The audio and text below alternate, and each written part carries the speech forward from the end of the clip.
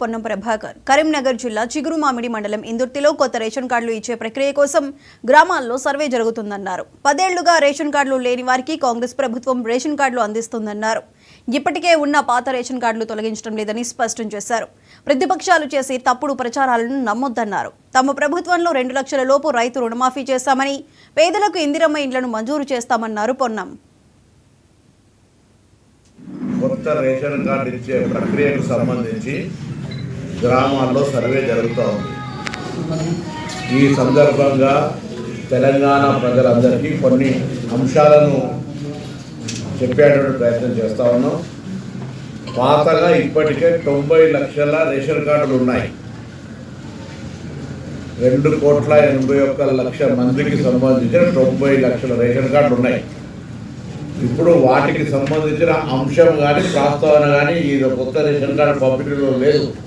So 90 లక్షల మందికి సంబంధించిన అంశం చర్చకు రాదు. ఇందులో కొత్తగా ఎవరైతే గత 10 సంవత్సరాలుగా రేషన్ కార్డు కావాలనే ఆలోచనతో తిరుగుతూ ఉన్నారో, కొత్త కుటుంబాలుగా ఏర్పడ్డాయో, పెళ్ళిళ్ళై పిల్లలై, లేదా ఈ ఇంటి బిడ్డ ఆ ఇంటి కోడలై, ఈ విధంగా లేదా ఈ ఊరాని ఇంకా ఊరికి పోయి అట్లా కొంత మార్పులు చేర్పులకు సంబంధించిన అంశం కావచ్చు, లేదా అర్హత ఉండి, మళ్ళీ ఎంతో స్పష్టంగా అర్హత ఉండి కొత్త రేషన్ కార్డు రానటువంటి వాళ్ళందరికీ 10 సంవత్సరాలుగా కొత్త రేషన్ కార్డు కావాలి, నాకు అర్హత ఉంది, ఈ ప్రభుత్వం ఇస్తలేదని నిరాశపడ్డ వాళ్ళందరికీ శుభవార్త. వాళ్ళందరికీ జనవరి 26 ఇస్తారు. అయితే ఇందులో ఎప్పుడూ తప్పులు లెక్క పెట్టే ప్రతిపక్షాలు దీన్ని కూడా రాజకీయం చేసి గ్రామాల్లో సర్వే జరిగే సందర్భంగా ఒక అంశం చర్చ చేస్తారు.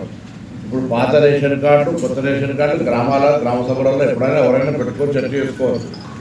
ఎలిజిబిలిటీ రానులు ఎవరైనా ఉన్నా కూడా మళ్ళీ రాష్ట్ర వ్యాప్తంగా రేషన్ కార్డుకు అర్హత ఉండి రాకుంటే ఎవరైనా మీ సంబంధిత అధికారికి కానీ మీ దగ్గరలో ఉన్నటువంటి ప్రజాప్రతినిధికి ఏ నియోజకవర్గమైనా సరే మీరు విజ్ఞాపన పత్రం ఇవ్వచ్చు.